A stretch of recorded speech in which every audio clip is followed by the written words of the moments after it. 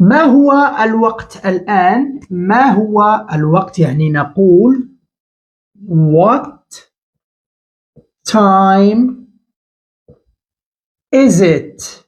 الآن يعني now. What time is it now؟ يعني تؤخذ على هذا الشكل.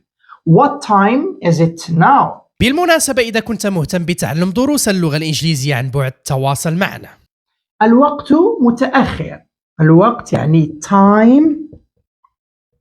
متأخر يعني نقول is late. Time is late. أنا في عجلة من أمري. أنا يعني نقول I am أو يمكنكم القول am. في عجلة من أمري يعني نقول in a hurry. I am in a hurry. وبالتالي فبالنسبة في عجلة من أمري يعني تعبر عنها يعني الفريز التالية in a hurry. I am in a hurry.